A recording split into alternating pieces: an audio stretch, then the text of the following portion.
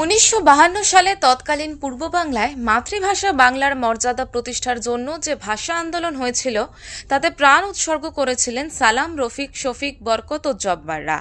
আমার ভাইয়ের রক্তে রাঙানো 21শে ফেব্রুয়ারি যতটা উচ্চারিত হয় ঠিক ততটাই নীরবে কেটে যায় আমার বোনের রক্তে রাঙানো 19শে মে। আজ থেকে ঠিক 63 বছর আগে এদিন অসমে বাংলাকে সরকারি ভাষা ঘোষণার লড়াইতে সামিল হন একদল মানুষ।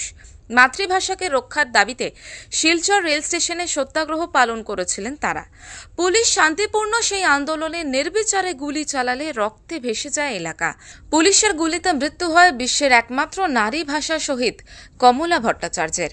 এছাড়াও শহীদ হন শচীন্দ্র পাল, বীরেন্দ্র সূত্রধর, কানাইলাল নিয়োগী সহ 11 জন বঙ্গসন্তান। তাঁদের সেই আত্মত্যাগের স্মৃতিতে এদিন নিউ ব্যারাকপুর সহ রাজ্যের একাধিক স্থানে পালিত হল 64তম ভাষা শহীদ দিবস।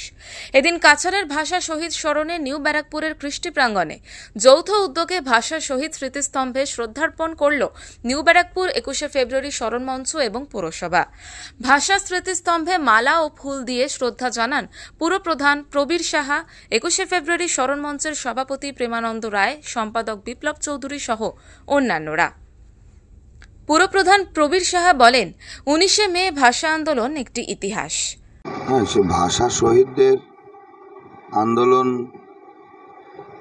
সেই সময় যে আন্দোলন হয়েছিল সেই আন্দোলনকে বাঁচিয়ে রাখার জন্য নবব্যারাকপুর পথের দাবি তারা প্রতি বছরই এই কর্মসূচি পালন করে এবং এই ভাষা শহীদদের 21শে ফেব্রুয়ারি, 19শে মে আমরা নিউ ব্যারাকপুরে প্রতি বছর পৌরসভার কৃষ্টি অডিটোরিয়ামের সামনে তাদেরকে শ্রদ্ধা জানানো হয়। এটা তো একটা ভালো উদ্যোগ, কারণ আমাদের অতীতটা, বাংলা ভাষার অতীতটার সম্বন্ধে যদি আমরা অবগত না হই, এই ভাষাকে এস্টাবলিশ করতে গিয়ে কত মানুষের মৃত্যু হয়েছিল, এটা নবপ্রজন্মের জানা উচিত। তাই জন্য পথের দাবির এই কর্মসূচিতে আমরা সবাই সামিল। গানে, কবিতায়, আলোচনায় 19শে মে ভাষা শহীদ স্মরণে শ্রদ্ধাঞ্জলি প্রভাতী অনুষ্ঠানে যথাযথ মর্যাদার সঙ্গে পালন করা হয় দিনটি। আগামী প্রজন্মের কাছে বার্তা বেশি করে পৌঁছে দিতে এই নবব্যারাকপুর পৌরসভার শহীদ স্মৃতিস্তম্ভে শ্রদ্ধার্পণ অনুষ্ঠানে যথেষ্ট প্রাসঙ্গিকতা রয়েছে বলে জানান উদ্যোক্তারা। ব্যুরো রিপোর্ট, ওঙ্কার বাংলা।